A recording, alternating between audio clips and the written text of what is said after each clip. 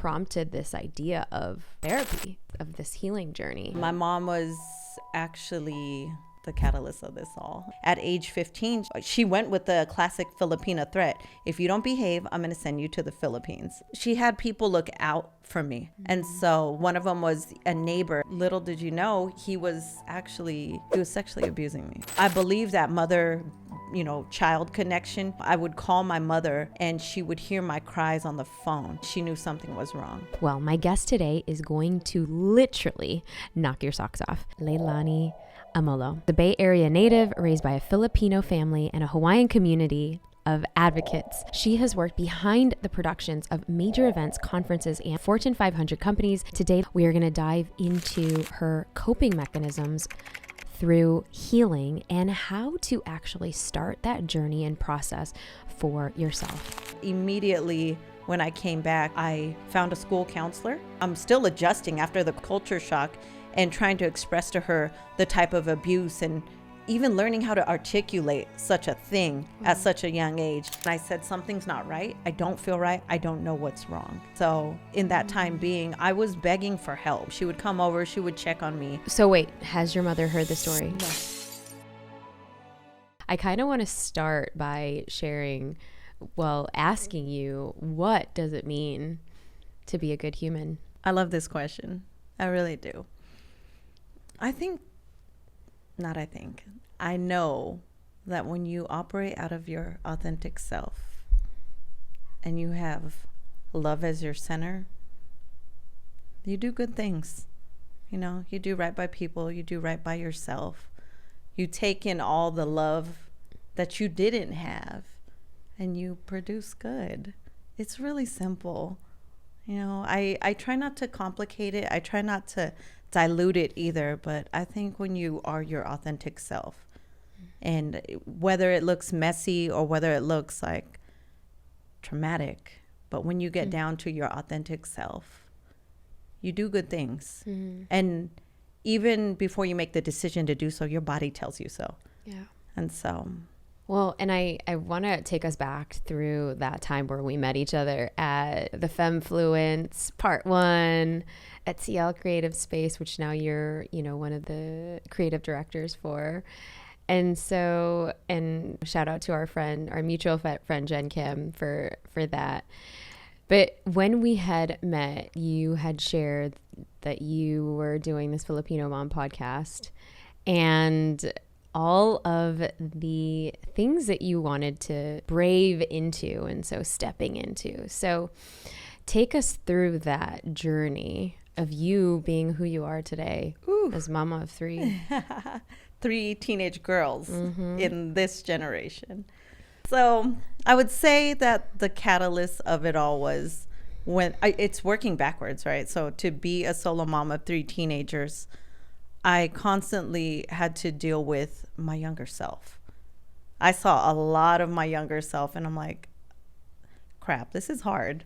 This is hard. This is scary. But, taking in the past decade of my life and the people who had poured into me, called me higher, spoken into, what they saw based off of the work I've done. And when I say the work, I'm talking about I've been in therapy for over 20 years. I just applying it to my kids. And a lot of it came from failing not only to what society saw, but feeling it from inside, and when I say operating out of your authentic self is to get real with yourself and say, I don't have it all together. How do I want my daughters to see me? And so when I say that I saw my younger self when it came to boys or and the bullying of girls and, seeing the potential in my daughters and applying the influence that was poured into me and to say, hey, you know what? It's not about what you look like, because this generation is so mean to one another. Yeah. And it's not about what you don't have, because my girls, right, being... How old are they? My eldest is about to be 19. Ooh. I have a 16-year-old and about to be a 15-year-old. Wow. So back to back, and they're all very close. But, trying to remind them that, hey, it's not about the potential that you have. It's about the fruit that you produce. And right, so one thing that, you know, has been poured into me is that we have to nurture the soil, right? In order to, everything starts in seed form, nurture the soil. And in order to produce fruit, there's some pruning involved. And so the fruit is for the people. It's not for ourselves. And so I always tell my girls, like, don't worry what you look like. Don't worry what you've been through, because they're, you know, being a product of divorce myself, and then them experiencing it, letting them know, like, you don't worry about what you don't have. Like, let's focus on what we can be or what we want to be and how you show up for others. But first and foremost, how are we showing up for ourselves and for one another? Because I am the solo providing parent and guardian for my girls, their well-being. Yeah, financially, mentally, spiritually. And I raised these 3 girls in church. And so they had grown up in ministry for the past 7 years. And I'm talking about a Christian non-denominational church. Yeah. And they have been around other mothers with daughters and just navigating through that. And then comes the pandemic, 2020. All of a sudden, I mean, I thought all their values went out the roof, but because they came home one day and they just fell in love with the music of today. My goodness. And I'm like, who are you girls? You know, but it was, I mean, it's such a trip. Well, and I want to pause you there for a second, because I'm so curious, because you said something that I never thought a fellow Filipino would say is I started therapy 20 years ago. And because it is so taboo in our culture to actually go to therapy. I know that growing up, going through all of the things that I went through, all of my losses, it was like, shh, shh, shh, shh. You know, let's keep everything under a rug. Let's not tell anybody. Don't tell anybody. You're fine. We don't need it. You know, and it's very like the nose up in the air, that nobody should be knowing our business. And how was that also, as a fellow Filipina mama, how was that for you, and what prompted this idea of therapy, of this healing journey? Whew. Shout out to the Filipino Momcast for this very reason. Let me tell you. So, where to begin? My mom was actually the catalyst of this all. And I say this, and not out of disrespect, and because of everything that you're saying, right? The scarcity mindset in the Filipina household. You know, I was raised by power-minded Filipinas that really did hush us for the things that we believed, that we wanted to do, how we looked. We suppressed that pain. And so at a young age, my mom remarried, and I didn't realize what I was doing when I was acting out as an adolescent was I was hurt and I was seeking her attention.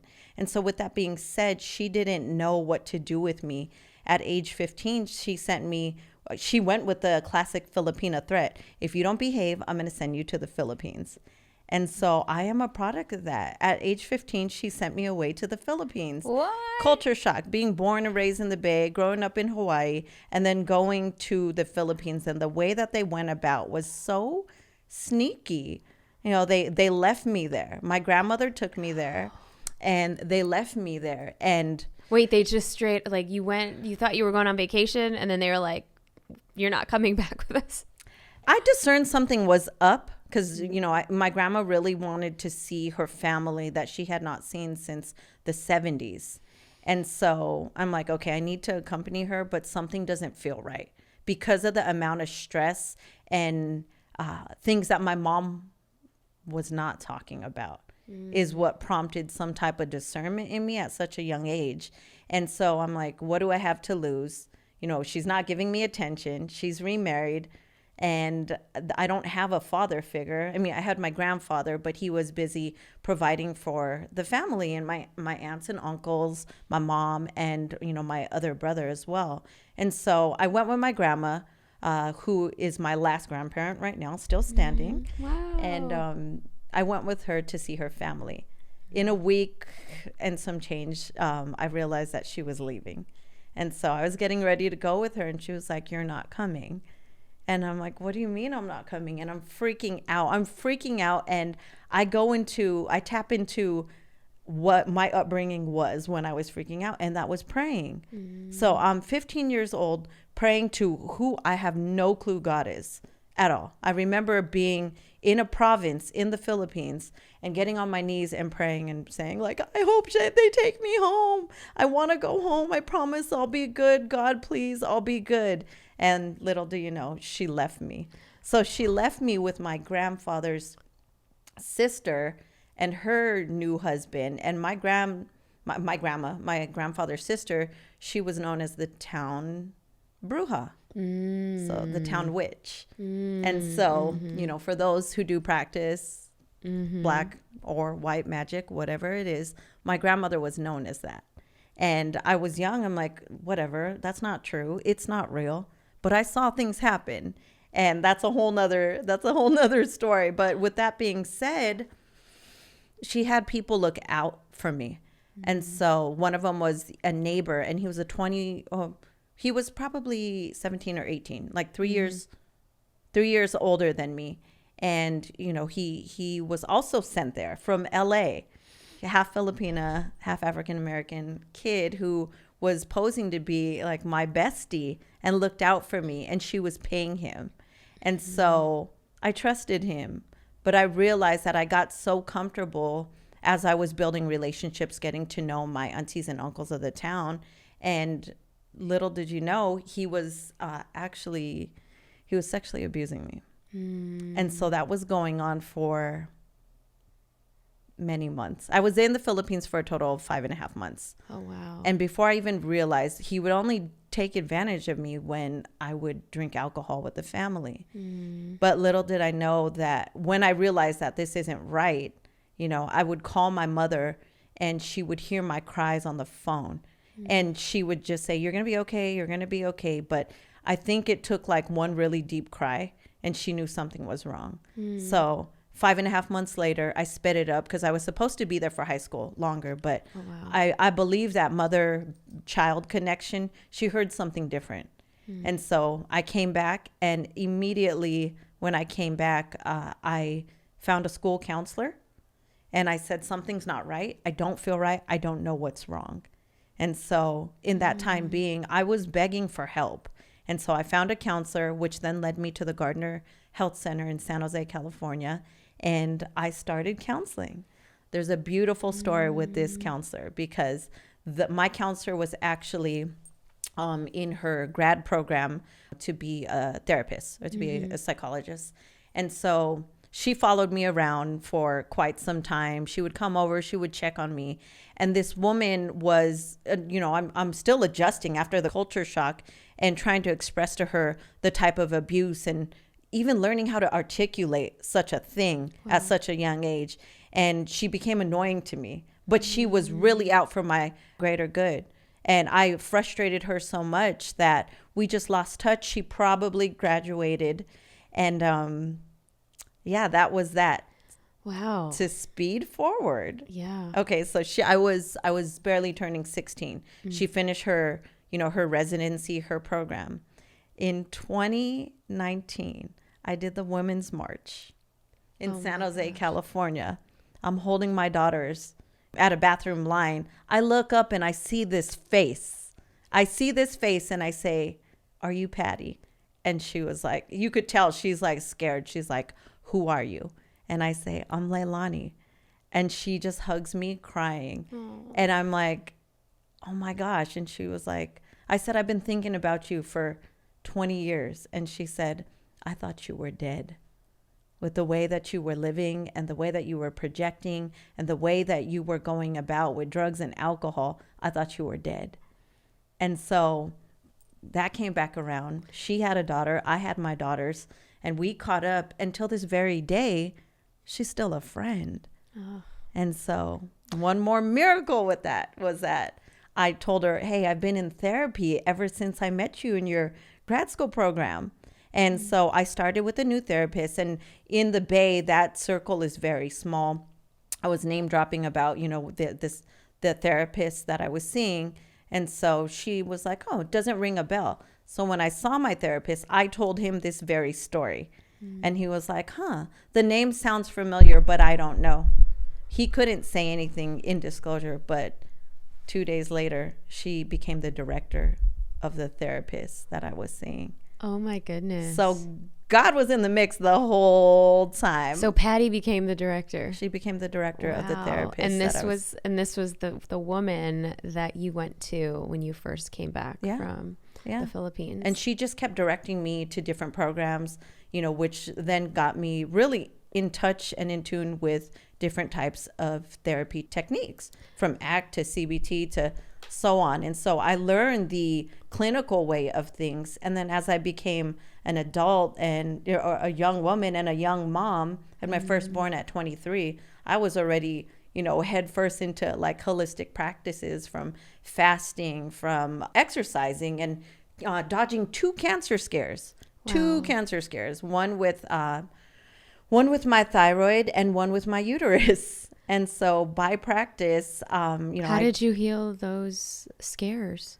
Diet and exercise. Wow. Diet and exercise, nothing but my doctors were pushing for, you need to do this surgery, you need to take this medicine. And I said, give me 6 months. And things weren't changing. And they're like, it's progressing.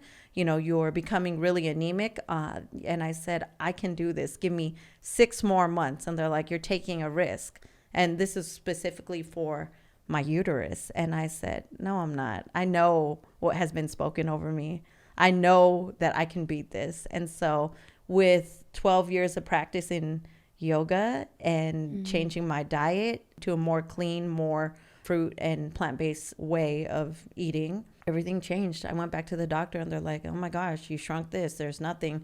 The only way to go about is do surgery in order for us to get a biopsy. Did it? No cancer, nothing. Wow. Everything went into remission in every way through diet and exercise, in all honesty and by the grace of God. Because at that point, what I look back at from the Philippines to now is that I was always seeking God. I was always seeking higher power. I put into practice what I was brought up in, but then I actually found myself really just seeking the truth, seeking higher power, learning about faith, learning about forgiveness, learning about peace that surpasses all understanding, learning how to love people where they're at when they're broken. And so everything that I experienced, applying it into just doing good. Yeah. And the reason why I say, why I call my consulting firm Good Humaning is my grandma always compared me to 2 things, good or bad. And so in all my studies and reading the Bible, like the word good, at least that I've came across, has been utilized 179 times. And the people I didn't want to disappoint were my grandmother and my grandfather. I just wanted to do good, and as my grandparents were pillars in the community to provide opportunity for so many families, I just wanted to carry it on. They immigrated from the Philippines and to do good work with just their hearts. They weren't wealthy, but they weren't poor, and they worked hard and they served the people.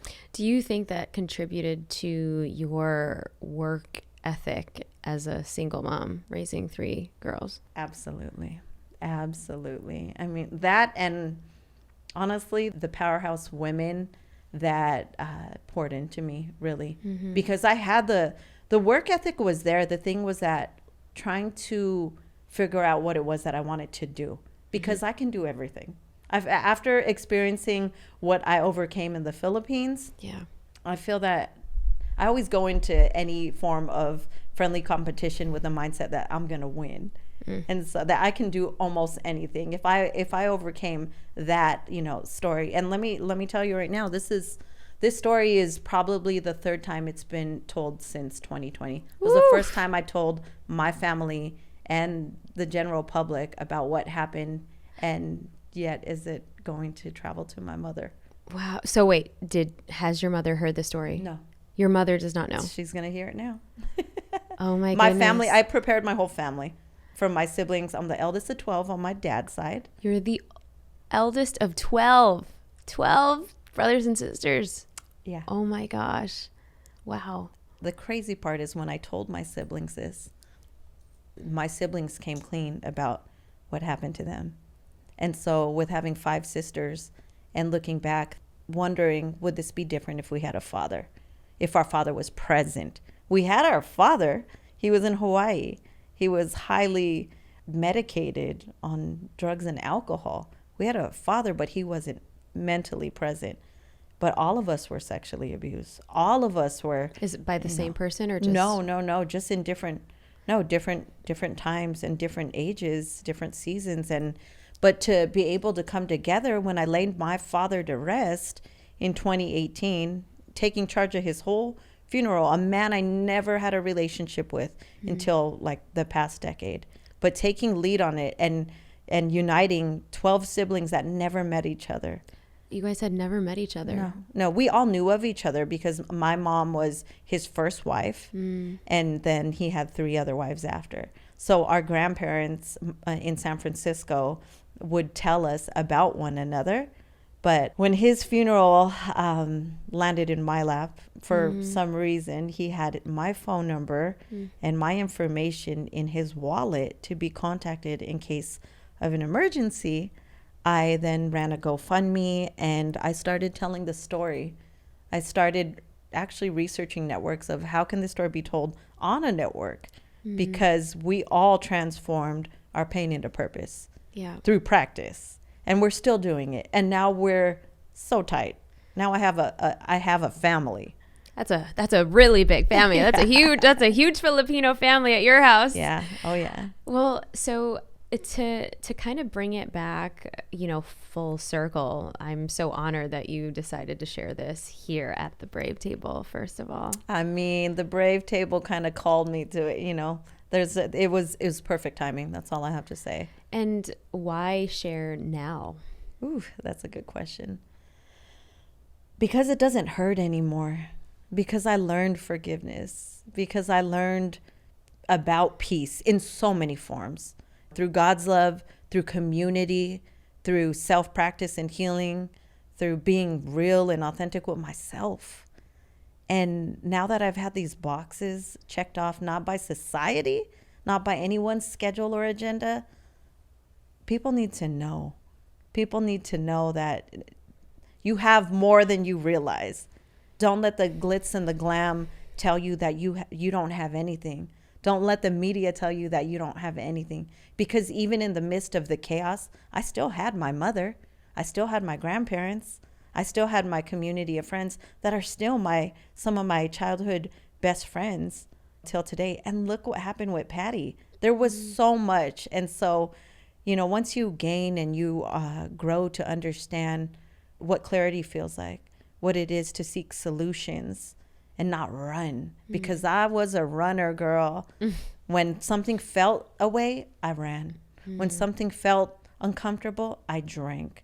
But it's not like that anymore, because it was putting we often hear the phrase turning your pain into purpose. I think the middle part that's missing is turning it into practice and then purpose. Yeah. And so applying that practice. Ooh. Well, and I mean, so much admiration and respect for kind of the full journey.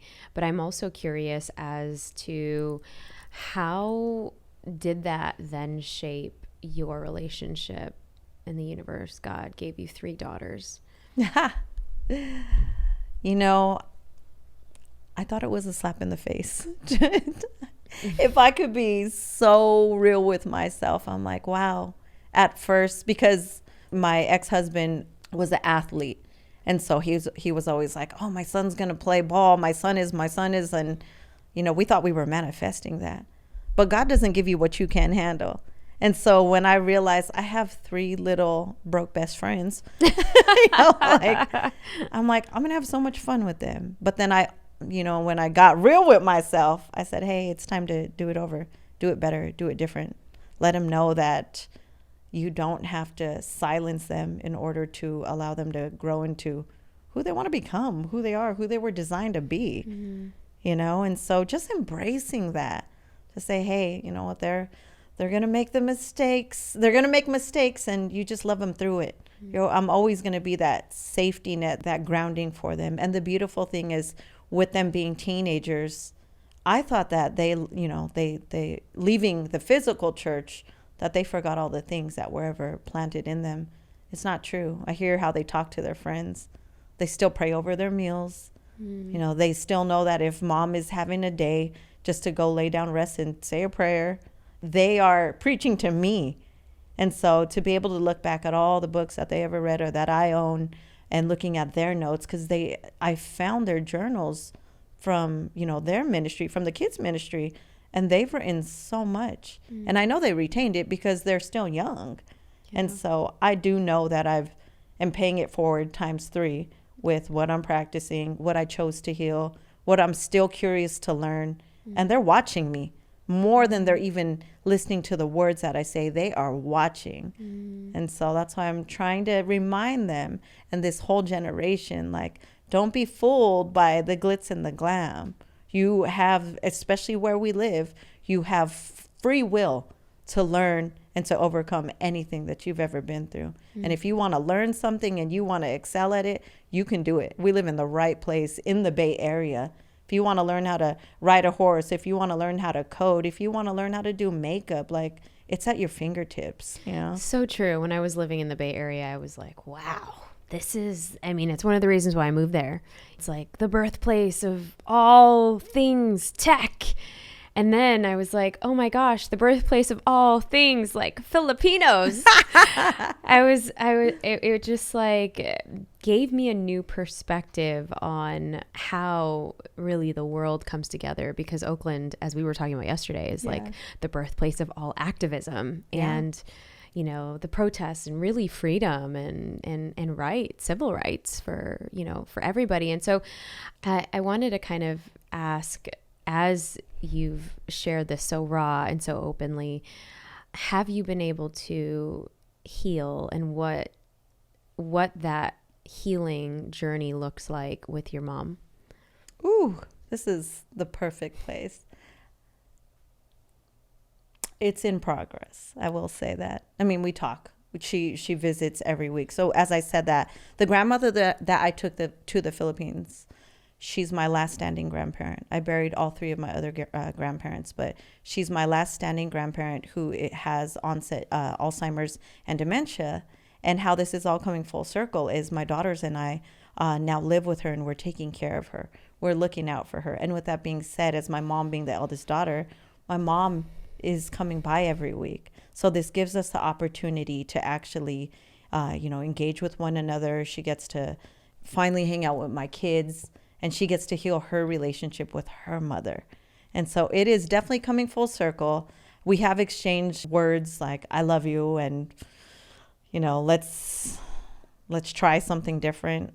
But I would say that it's definitely a work in progress, because I am learning to be less of myself and more of God through the process, and learning to be more forgiving about what she didn't know. And I will say that everything that didn't make sense to me when she was her age, when she sent me away, I'm now experiencing with my own daughters. And so now it's making sense. I'm way more forgiving. I extend more grace. I do have a little bit of attitude that, you know, I can work on, but I see now. I see the full picture, and it has came back full circle from where I am today with my daughters, my mother, and my grandmother. What do you think specifically has given you more perspective? That life is precious. You know, seeing that my grandmother, who had been this pillar in the community and who's extremely funny and people love her, and to see that her mind is still fixated. Like I'm studying so much about Alzheimer's and dementia, and her being in the onset stage of it, like, she is changing. She is changing, and she is holding on to things that hurt her, because that's what people that have hurt her, that's what she can remember for the most part. She hasn't forgotten me and my daughters and her kids, but she can definitely tell you off the bat who's hurt her. And with that being said, life is precious, because we're one decision away from changing it all. We can hold on to this grudge and let us eat us deep down inside, or you can forgive and feel, and then decide to take the methods to do whatever it takes to heal. Ooh. What has been your biggest healing tool throughout this journey? 3 things. The first is God, prayer, learning what it is to just be still and listen to the higher voice. Because when you're still and you sit alone with those thoughts, the past comes back up.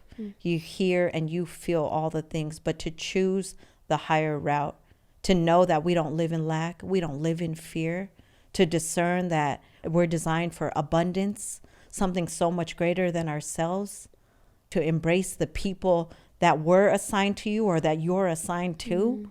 Ooh, that's a game changer. And second is music. Music, I love it all. My ear, the way that I'm audiotistic. I hear something, I could sing it, I can play it, I could sit in with a sound engineer and I could break things down.